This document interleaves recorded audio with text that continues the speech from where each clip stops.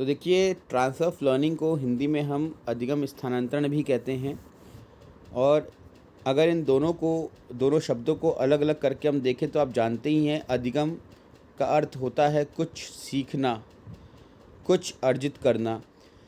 और स्थानांतरण को अगर हम देखें तो इसका संधि विच्छेद कर सकते हैं आप। स्थान अंतरण, ठीक है, किसी वस्तु को एक स्थान से दूसरे स्थान लेके जाना, इसे बोलते हैं हम स्थानांतरण, यानी कि ट्रांसफ़र। ट्रांसफ़र शब्द तो बहुत सुना होगा आपने। अगर कोई आपके रिलेटिव गवर्नमेंट जॉब में है या कोई प्राइवेट किसी बड़ी कंपनी में भी अगर हैं, तो आपने देखा होगा कि कुछ समय बाद उनका ट्रांसफ़र हो जाता है एक स्थान से दूसरे स्थान।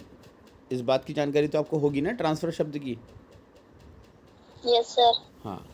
तो अगर लर्निंग का ट्रांसफ़र कर दिया जाए, अधिगम का ट्रांसफ़र कर दिया जाए, तो उसको हम बोलते हैं ट्रांसफ़र ऑफ लर्निंग। अब ये ट्रांसफ़र कैसे होगा अधिगम का, इसको जानना ही हमारा आज का मुख्य विषय है, ठीक है। तो सबसे पहले तो अधिगम स्थानांतरण 3 प्रकार का होता है। देखिएगा आप, पहला है आपका पॉजिटिव यानी कि धनात्मक, दूसरा है आपका नेगेटिव यानी कि ऋणात्मक, तीसरा आपका शून्य, ज़ीरो। देखो ट्रांसफ़र कैसे होगा, इसको कुछ ऐसे समझिए आप लोग, जैसे जब आप लोगों को जीन पियाजे का सिद्धांत मैंने पढ़ाया, तो उसमें मैंने एक टर्म यूज़ किया, एसिमिलेशन, आत्मसातकरण। अब जब भी मैं आपको लर्निंग की थ्योरी पढ़ा रहा हूँ, मेथड्स ऑफ टीचिंग पढ़ा रहा हूँ, या फिर ब्लूम टैक्सोनॉमी पढ़ा रहा हूँ, तो उस बीच में एसिमिलेशन वर्ड को बहुत बार यूज़ कर दे रहा हूँ। तो उस केस में जब मैं आपके सामने एसिमिलेशन वर्ड बोल रहा हूँ, आप एसिमिलेशन बोलते ही समझ जा रहे हैं कि मैं क्या कहना चाहता हूँ। बोलो हाँ या ना? Yes sir. जीन पियाजे के सिद्धांत में आपको मैंने संज्ञानवाद समझाया था बहुत अच्छी तरीके से। अब जब भी मैं संज्ञान शब्द का प्रयोग करता हूँ, तो आप समझ जाते हैं संज्ञान का मतलब क्या है और किस रेफरेंस में ये बात कही जा रही है। इसी प्रकार से जब आपको मैंने रेनफोर्समेंट समझा दिया, तो अब जब भी मैं रेनफोर्समेंट की बात करूँगा, तो आप उसका अर्थ समझ जाएंगे। तो कहने का मतलब ये है कि जो चीज़ आपने इससे पहले किसी सिद्धांत विशेष में पढ़ी है, अब उस सिद्धांत से किसी पर्टिकुलर टॉपिक को ले करके मैं आपको अगर कोई नया टॉपिक पढ़ाने का प्रयास करता हूँ, तो वो नया टॉपिक समझने में आपको थोड़ा आसानी रहेगी, ठीक है। या कुछ इस प्रकार से इसको समझिए आप, कि अगर आपको साइकिल चलानी आती है और अब आप स्कूटी सीखना चाह रहे हैं, तो क्या होता है कि साइकिल चलाने के दौरान आपने क्या किया, वो जो टू व्हीलर है, साइकिल टू व्हीलर ही होती है, टू व्हीलर को बैलेंस कैसे बनाते हैं ये सीखा, और वो बैलेंसिंग आपकी अब स्कूटी में काम आ रही है। मतलब स्कूटी में आपको बैलेंस बनाना नहीं सीखना है, आपको सिर्फ एडवांस चीज़ें जो उसमें हैं, यानी एडवांस फीचर्स हैं जो साइकिल में नहीं थे, वो सीखने हैं। स्कूटी आपने चलाई, तो स्कूटी में आपने सीखा कि किस तरीके से एक्सीलेटर देते हैं, किस तरीके से हम ऑटो स्टार्ट करते हैं। अब उस नॉलेज का यूज़ करेंगे आप बाइक में, फिर बाइक में कुछ नया सीखेंगे, और नया क्या होगा, गियर यूज़ करना। गियर सिस्टम उसमें होता है, गियर, पहला गियर, दूसरा गियर, तीसरा गियर, इस तरीके से। तो यहाँ पर आप देख रहे हैं कि आप स्टेप बाय स्टेप जो प्रीवियस लर्निंग है उसको न्यू लर्निंग के लिए यूज़ कर रहे हैं। तो क्या हो रहा है, आपका ट्रांसफ़र हो रहा है। अब इस प्रकार का जो ट्रांसफ़र है, या इस प्रकार का जो स्थानांतरण है, जो कि आपको आगे के अधिगम में सहायता करता है, उसे हम बोल देते हैं पॉजिटिव ट्रांसफ़र ऑफ लर्निंग, जो कि आपको हेल्प कर रहा है, ठीक है। A learning which helps in new situations और in new learning is positive transfer of learning. वह अधिगम जो कि नवीन परिस्थितियों में हमें नवीन अधिगम करने के लिए सहायता करता है, उसको हम सकारात्मक या धनात्मक अधिगम स्थानांतरण कह देते हैं, क्योंकि स्थानांतरण हुआ, ट्रांसफ़र हो गया। नेगेटिव ट्रांसफ़र क्या होता है, तो कभी कभी आपने ये भी देखा होगा कि कोई भी इक्विपमेंट आप अगर यूज़ कर रहे हैं, स्पेशली ये आपका मोटर स्किल्स में ज़्यादा देखने को मिलता है, नेगेटिव स्किल हमारा, sorry negative transfer of learning. कैसे देखने को मिलता है इसको आप समझिए। जैसे आपको अगर दाएं हाथ से लिखने की हैबिट है, आपने स्टार्टिंग से राइट हैंड से लिखने की आदत बनाई है अपनी, अब आपसे कहा जाता है कि लेफ़्ट हैंड से आप लिखिए, तो आप नहीं लिख पाएंगे, सहज नहीं होंगे आप, ठीक है। आप बार बार आपका जो राइट हैंड है वो ऑटोमेटिकली एक्टिव हो जाएगा लिखने के लिए। या फिर हम ऐसा कहें कि अगर अब ये अनुभव आपको होगा नहीं शायद, जिसने बाइक और स्कूटी दोनों चलाई है उसके लिए ये एक अच्छा एग्जाम्पल हो सकता था कि जब आप बाइक चलाते हैं तो बाइक में क्या होता है, आपका लेफ़्ट हैंड पर आपका होता है क्लच। क्लच मतलब कि जिसको दबाने के बाद हम गियर चेंज करते हैं। अब जब हम बाइक चला रहे होते हैं, हमारी एक हैबिट होती है कि जब भी मोड़ आएगा या स्पीड कम करनी होगी या बढ़ानी होगी तो हम क्लच दबाएंगे, यानी कि लेफ़्ट हैंड साइड से हम पुश करेंगे और गियर चेंज करेंगे। ये हैबिट हमारी बन जाती है। लेकिन जब इसी हैबिट के साथ हम स्कूटी चलाते हैं, ठीक है, तो क्या होता है कि बार बार गलती से, क्योंकि हमारी हैबिट बन चुकी होती है, हम वो क्लच को दबाने की हैबिट में होते हैं, हम क्लच की जगह ब्रेक दबा देते हैं, स्कूटी रुक जाती है। तो ये क्या है, आपका एक नेगेटिव ट्रांसफर ऑफ लर्निंग का एग्जाम्पल है। नेगेटिव ट्रांसफर ऑफ लर्निंग करता क्या है, ये आपको कुछ नया सीखने में बाधा उत्पन्न करता है, ठीक है। बाधा मतलब कि प्रॉब्लम क्रिएट कर देगा आपके सीखने के लिए, ठीक है। हेलो, आप Yes, लोग, sir. हाँ बिल्कुल, आप लोगों को खाना खाने की आदत होती है, आप दाएं हाथ से खाना खाते हैं अधिकतर। कभी किसी के अनफॉर्चुनेटली कभी राइट हैंड फ्रैक्चर हो जाता है तो कोशिश करता है बाएं हाथ से खाना खाने की, तो दिक्कत आती है बहुत ज़्यादा, है ना चाहते हुए भी उसका जो दायां हाथ है वो कहीं ना कहीं एक्टिव रहता है कि यार ये इससे यूज़ कर लो करके, राइट। Hello, Yes, sir. इसी तरह से हम देख सकते हैं, एक बहुत कॉमन सा एग्जांपल है। अब मेरे कोचिंग में थोड़ा सा ये इशू रहता है बच्चों को, क्योंकि जनरली क्या होता है कि जो गेट होता है वो हमेशा बाहर की ओर खुलने वाले होते हैं। जब भी आप कहीं एंटर करते हैं किसी के मकान में तो गेट जनरली बाहर की ओर खुल रहे होते हैं, है ना। अब मेरे कोचिंग में क्या है कि अंदर की तरफ खुलने का है, तो मैं देखता हूँ कई बार बच्चे आते हैं वो फटाफट मतलब जल्दबाजी में बाहर की ओर खींचते हैं उसको, और वो उनसे क्या होता है, थोड़ा सा प्रॉब्लम में आ जाते हैं, क्योंकि वो खींचते हैं, उनको खींचता नहीं है, ठीक है। तो ये छोटा सा एग्जांपल था एक। तो हैबिट क्या है कि गेट को बाहर की ओर खींचने की। बाहर की ओर का मतलब ये समझो कि अगर ये मेरा गेट है, ठीक है, इधर को खुल रहा है अचानक से, मतलब ये कॉमन गेट है जो इधर को खुल रहा है। अब मेरा जो गेट है वो खुलता है आपका अंदर की ओर को। तो जब आओगे तो क्या करोगे, आप गेट बाहर की ओर खोलने की कोशिश करोगे ना, क्योंकि आपको हैबिट ही है, आप 50 मकानों में गए हो तो बाहर की ओर खुलता है, ठीक है। तो क्या करोगे, इस गेट को ही बाहर की ओर खोलने की कोशिश करोगे यार, और क्या होगा, टकरा जाएगा आपका। इसको एडजस्ट करने में भी हमको समय लगता है, बोलो हाँ या ना। कोई भी Yes, sir. एग्जाम्पल अगर आपको इनएप्रोप्रिएट लगेगा तो बता दीजिएगा मेरे को, मैं और दूसरे एग्जाम्पल दे दूंगा। आप देखिए कई बार क्या होता है कि आप लोगों के घर का एक अलग सिस्टम होता है, ठीक है। जैसे कि आप ये इसका एग्जांपल ले लीजिए, आप अपने घर में हैं, आपके घर में क्या कि जो फ़ैन का स्विच है वो मिडिल में है, बीच में है एकदम।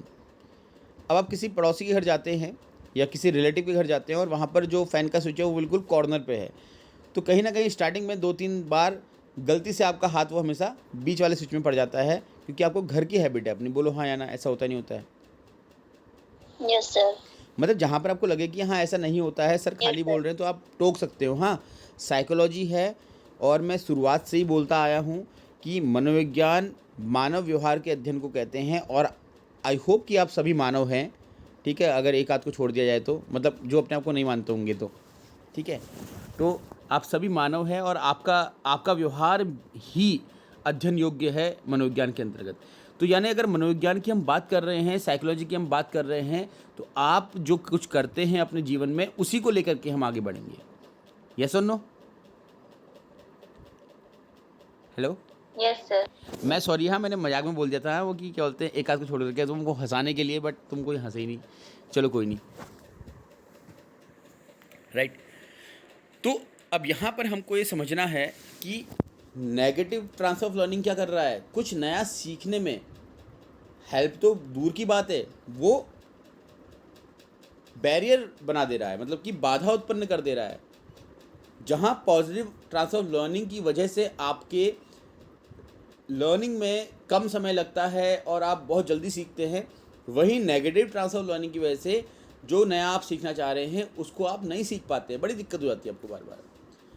एक और एग्जांपल लेते हैं हम, लैंग्वेज।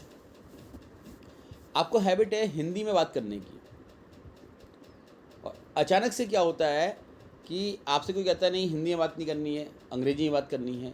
अब इंग्लिश में आपको हैबिट ही नहीं बात करने की, तो जब भी आप फ्लो में बोलना शुरू करते हैं तो आप कहीं ना कहीं वो इंग्लिश की जगह हिंदी बोलना शुरू कर देते हैं।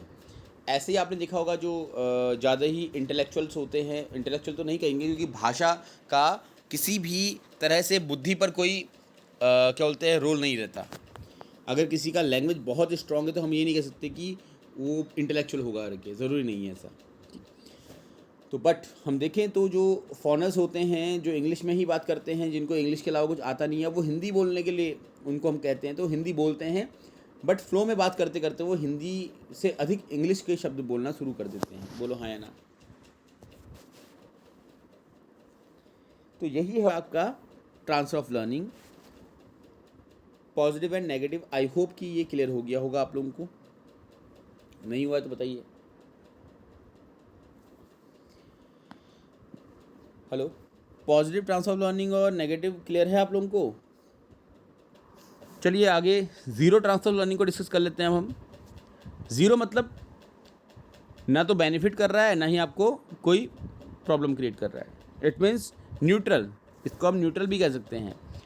जैसे मैं आपसे प्रश्न पूछना चाहूँगा, आप में से किसी को बहुत कोई गेम खेलना आता है? बताओ ज़रा,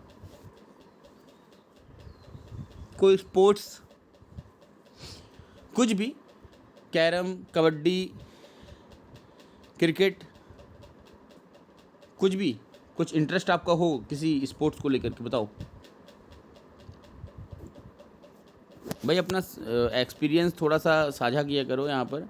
मैंने कई बार कहा है आपसे एक्टिव रहा करो आप लोग। बताओ, किसी को कोई गेम पसंद है? आवाज़ आ रही है आप लोगों को? लोगों से कि आपको कौन सा गेम पसंद है, आपने आंसर नहीं दिया। क्रिकेट। क्रिकेट पसंद है। अब मुझे बताओ कि अगर आपको डांस सीखना होगा तो जो क्रिकेट का नॉलेज है वो हेल्प करेगा आपको? नहीं करेगा सर। तो क्या वो क्रिकेट का जो नॉलेज है वो आपको प्रॉब्लम क्रिएट करेगा डांस सीखने में? नहीं। हाँ सर। तो इस तरह से जब हम कुछ ऐसी लर्निंग कर रहे होते हैं जिसका आपके प्रीवियस किसी एक्सपीरियंस से कोई भी रिलेशन नहीं होता है, ना पॉजिटिव रिलेशन ना नेगेटिव रिलेशन, तो उस केस में आप न्यू लर्निंग को ज़ीरो से स्टार्ट करते हैं।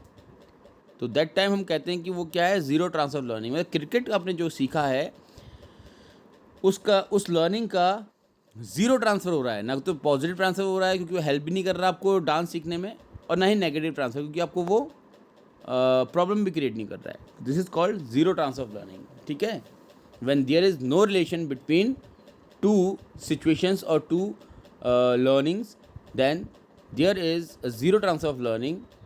ओके, तो जब किन्हीं दो अधिगमों के मध्य किसी प्रकार का या परिस्थितियों के मध्य किसी प्रकार का कोई भी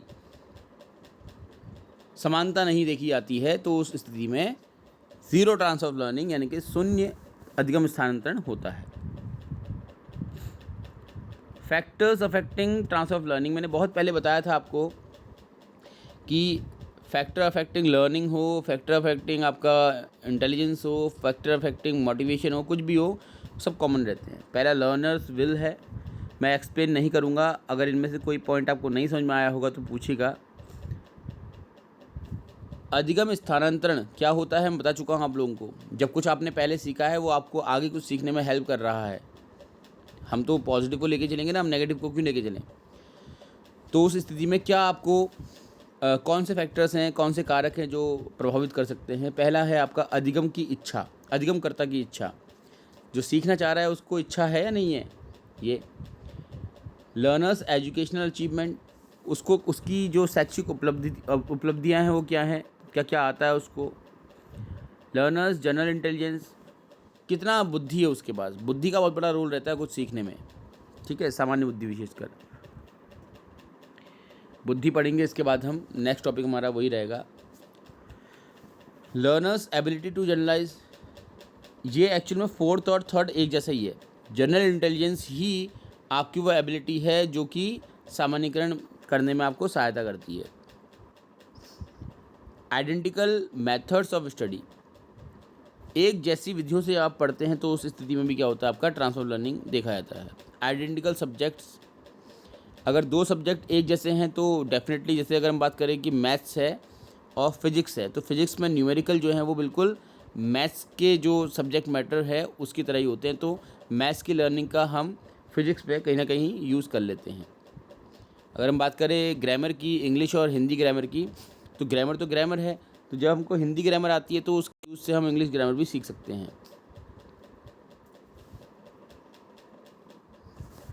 देन है आपका ट्रांसफ़र वैल्यू ऑफ सब्जेक्ट, ठीक है, and then training in transfer.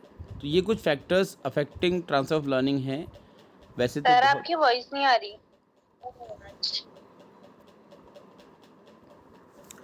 तो ये कुछ फैक्टर्स हैं जो लर्निंग को, ट्रांसफ़र लर्निंग को अफेक्ट करते हैं, और आई होप कि ये क्लियर हो गया होगा आप लोगों को, ठीक है। आगे बढ़ते हैं और थ्योरी ऑफ ट्रांसफ़र लर्निंग की तरफ चलते हैं। तो देखिए, अधिगम स्थानांतरण के क्या सिद्धांत हैं, बहुत ज़्यादा तो डिटेल इससे नहीं पूछा जाता है, बट ऊपर ही ऊपर इनको आप देख लीजिएगा।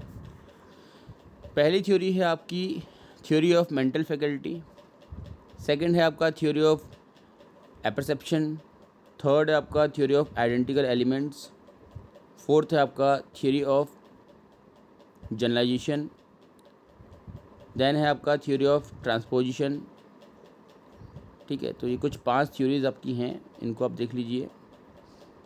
पहली थ्योरी देखते हैं हम, थ्योरी ऑफ मेंटल डिसिप्लिन। देखो, मेंटल डिसिप्लिन की थ्योरी है, अब ये किसने दी है, कब दी है, इस पर बहुत ज़्यादा विवाद है, लेकिन कुछ का मानना है कि वुडवर्थ ने दी है, कुछ का मानना है कि विलियम जेम्स ने दी है। बट ऐसा क्वेश्चन आपसे नहीं पूछा जाएगा कि किसने दी है, बट ये जानना है कि सबसे पुरानी जो थ्योरी है ट्रांसफर लर्निंग की, उसे हम थ्योरी ऑफ मेंटल डिसिप्लिन कहते हैं। इसके अकॉर्डिंग कि अगर कोई भी टॉपिक या कोई भी कंटेंट आपने कभी अपनी लाइफ में पढ़ा है, तो फर्दर 10-12 सालों बाद भी अगर उसको आप रिवाइज करोगे तो कम समय लगेगा आपको। उदाहरण के लिए, जैसे आपने बचपन में कभी कोई कविता सीखी है और उस समय आपको कविता पूरी आती है। अच्छा एग्जाम्पल होता है इसमें पहाड़े का। पहाड़े अगर आपको याद हैं, ठीक है, आपने बचपन में याद किए होते 20 तक पहाड़े, टेबल लर्न की होती है आपने 20 तक। अब अचानक से क्या होता है कि आप स्कूलिंग कर चुके, आप ग्रेजुएशन कर चुके, अब उस 20 तो पहाड़ों की ज़रूरत पड़ती नहीं है आपको, आप भूल जाते हैं। लेकिन फिर लेटर ऑन जब आपको ज़रूरत पड़ती है अपने बच्चों को पढ़ाने के लिए या खुद की प्रिपरेशन के लिए, तो आप अगर स्कूलिंग के टाइम पे 4th-5th क्लास में आपने 10-12 दिन लगाए हैं 20 तक टेबल लर्न करने के लिए, तो अब आप लेटर ऑन जब दोबारा से उसको रिवाइज़ करते हो तो आप मुश्किल से आधे दिन में ही उनको सीख लेते हो। इसी प्रकार से, जैसे माना कभी आपने हनुमान चालीसा का उच्चारण आप बहुत करते होंगे, आपके परिवार में ऑलमोस्ट मंगलवार के दिन, है ना, तो बचपन में आपको पूरी याद थी। किसी का अनम्यूट रह गया माइक, प्लीज़ म्यूट कर दीजिए, रिक्वेस्ट है। सर आपकी आवाज नहीं आ रही बिल्कुल भी, पहले आ रही थी अभी नहीं आ रही है। बेटा अनम्यूट करो पहले अपना मोबाइल फ़ोन, तभी आवाज़ आएगी, ऐसे आवाज़ नहीं आ पाएगी, ठीक है। चलिए, तो देखो, बचपन में जैसे आप माना कि हनुमान चालीसा का उच्चारण करते थे अपनी फैमिली के साथ, अब आपने 10-12 साल से छोड़ दिया है। अचानक से आप जब दोबारा हनुमान चालीसा का उच्चारण करते हैं तो आप देखते हैं कि आप भूल चुके हैं उसको, या आपको टुकड़ों में याद है, ठीक है, और आप उसको याद करना चाहते हैं। तो बचपन में जहाँ आपने 10-12 दिन लिए हैं उस पूरी चालीसा को लर्न करने में, अब आप 2 या 3 दिन में ही उसको पूरी तरह से सीख लेते हैं। तो ये है आपका थ्योरी ऑफ मेंटल डिसिप्लिन, जहाँ पर ये बताया गया है कि जो हमारी मेंटल फैकल्टीज़ होती हैं जो कि हमको कुछ लर्निंग में हेल्प करती हैं, अगर वो एक बार किसी एक पर्टिकुलर लर्निंग के लिए एक्टिवेट हो जाएँ तो वो हमेशा उसके लिए कहीं ना कहीं एक्टिवेटेड ही रहती हैं। Theory of apperception. अब ये एपरसेप्शन की थ्योरी क्या है?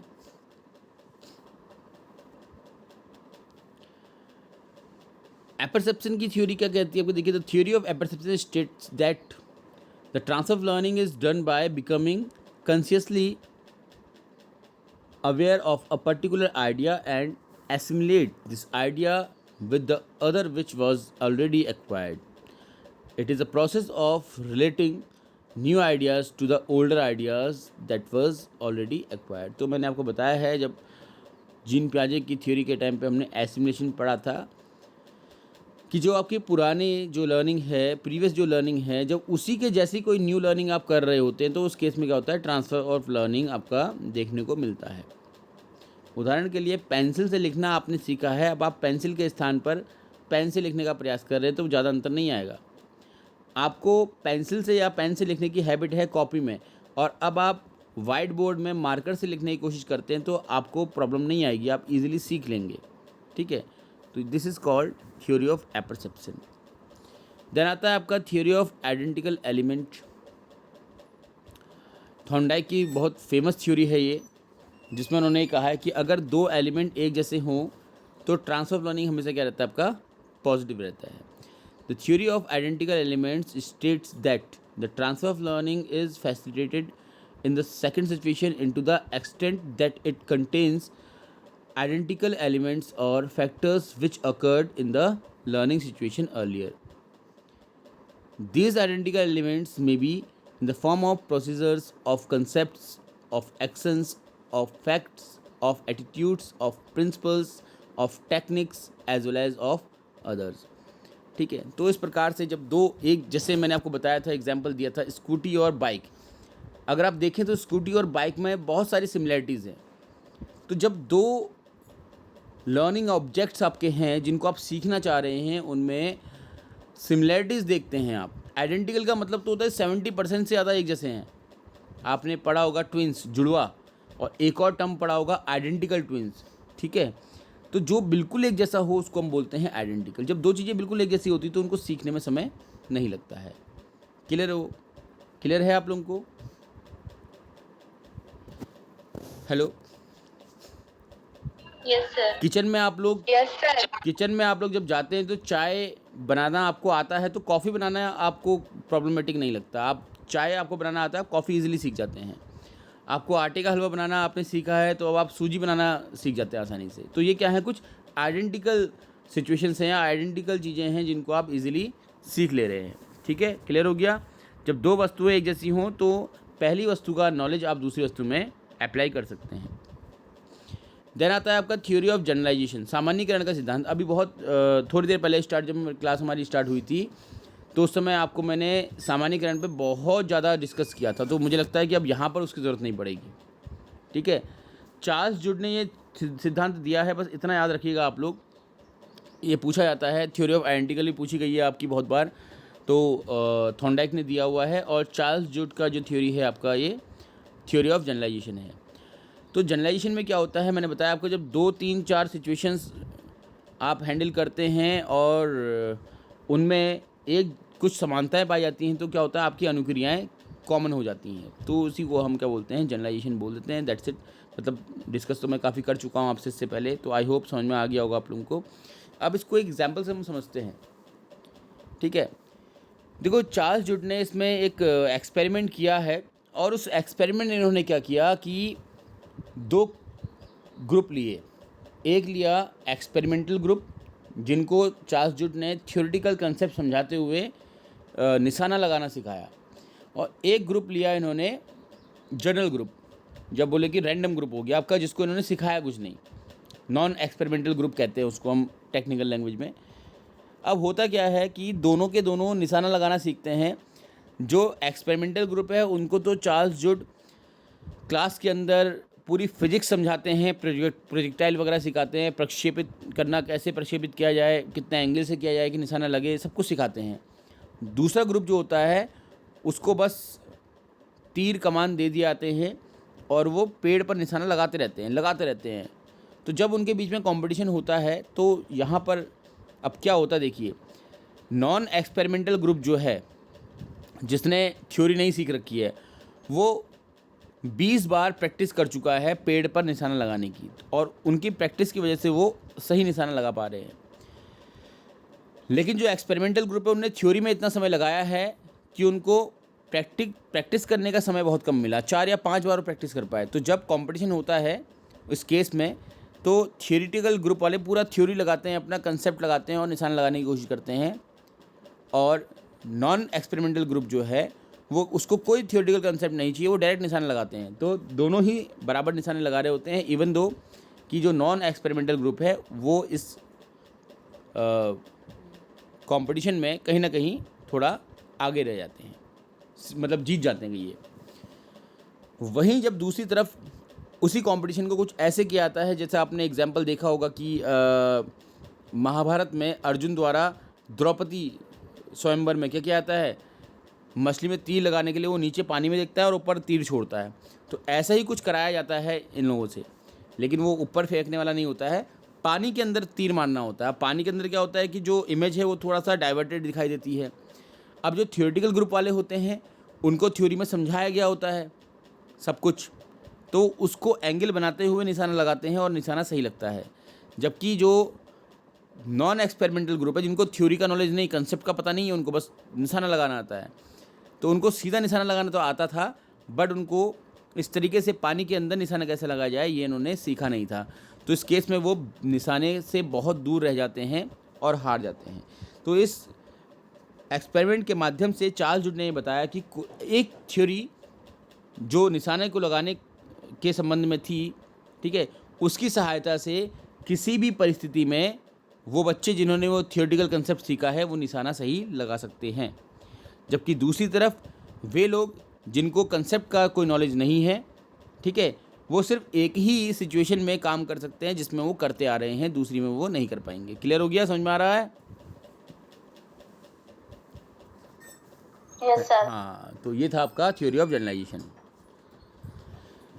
इसके बाद आता आपका थ्योरी ऑफ ट्रांसपोजिशन। ये थ्योरी के बारे में इंपॉर्टेंट ये है कि ये गेस्टाल्टिज्म की थ्योरी है, और कल ही आप लोगों को मैंने इनसाइड लर्निंग थ्योरी पढ़ाई है कोहलर की, तो वो सारे डिस्कशन आपको यहाँ पर हेल्प करेगा। अभी उस थ्योरी में भी आपको बताया था कि जब आपकी एक इंसाइट डेवलप हो जाती है तो उसका प्रयोग करते हुए, अपनी सूझ का प्रयोग करते हुए आप किसी भी परिस्थिति में बिना किसी एरर के पहली बार में सफलता प्राप्त कर सकते हैं। तो वही चीज़ यहाँ पर है, ट्रांसपोज करना मतलब कि अपनी जो प्रीवियस नॉलेज है उसका प्रयोग करना। The gestalt theory was of transfer states that the transfer of learning can be best achieve when an individual is in the very best of the frame of mind. इस सिद्धांत का ये मानना है कि कोई भी ट्रांसफ़र ऑफ लर्निंग तब सबसे बेहतर काम करेगी जब जो व्यक्ति सीख रहा है वो सीखने की सबसे अच्छी स्थिति में हो, मतलब कि आपके माइंड में कोई स्ट्रेस ना हो, कोई फटीग यानी कि थकान ना हो, आप पूरी तरह से स्वस्थ हों, आपकी सीखने की इच्छा हो, तो आप आसानी से कर लोगे। आप खुद देखिए, आप जब आप बिल्कुल शांत मन से सोचते हैं तो सॉल्यूशंस बहुत इजीली आप निकाल लेते हैं, और जब आप डिस्टर्ब होते हैं उस समय आपको सॉल्यूशन नहीं मिल पा रहे होते हैं, है ना। In the times that he or she is aware of meanings of a particular situation or experiences and to their practical application to one's daily life, the believers of this theory further views that whenever the transfer of learning occur, this will be in the form of generalization, in the form of concepts, or in the form of insights, and these could be developed into a single learning situation as well as it is employed in the other situations. तो इस सिद्धांत को मानने वालों का ये मत है कि इस प्रकार का जो अधिगम स्थानांतरण है वो सामान्यीकरण के रूप में आता है। वही सामान्यीकरण जो अभी थोड़ी देर पहले आपको मैंने बताया कि एक कंसेप्ट सीखा बच्चों ने निशाना लगाने का, अब उस कंसेप्ट के माध्यम से वो किसी भी परिस्थिति में निशाना लगा सकते हैं। क्लियर हो गया? हेलो, आवाज़ आ रही है आप लोगों को? यस सर, आ रही है। जैसे अगर एक बार आप देहरादून गए और देहरादून आपके लिए एक बिल्कुल नई सिटी था, कोई आपको हेल्प करने वाला नहीं था, आप अकेले गए, यहाँ से हल्द्वानी से बैठे आप बस में देहरादून पहुँचे और आपको एग्ज़ाम देने जाना था किसी सेंटर पर, और आपने लोगों से पूछ करके वो सेंटर का पता लगा लिया। अभी क्या होगा, फर्स्ट टाइम जब आप देहरादून गए थे तो आपके अंदर एक डर रहा होगा, लेकिन अब आपके पास वो अनुभव हो चुका है कि अपने सिटी से बाहर हम कैसे मैनेज कर सकते हैं। तो इसके बाद आपको कभी दिल्ली जाना हो, कभी चंडीगढ़ जाना हो या कभी बेंगलोर जाना हो, तो आप कॉन्फिडेंट रहेंगे क्योंकि आपने देहरादून में रह कर के उसी सिचुएशन को हैंडल किया है जहाँ पर आप अननोन थे, आपके लिए एक नई सिटी थी और आपको कुछ नए तरीके से या नई जगह पर जा कर के नए वेन्यू को ढूंढना था। अब आप किसी भी सिटी में चले जाइए, इंडिया की या फिर वर्ल्ड की, आप कॉन्फिडेंट रहेंगे कि मैं कर सकती हूँ। बोलो हाँ या ना? बोलो यस और नो।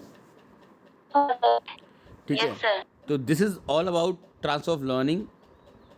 अब यहाँ पर कोई प्रश्न आप लोगों का है तो देखिए, और या फिर इस क्लास को आप दोबारा से, आपको मैं ये रिकॉर्डिंग भेज देता हूँ, इसको आप अच्छे से देखिए और जहाँ पर कोई डाउट आपको है तो वो फिर कल की क्लास में आप पूछ लीजिएगा।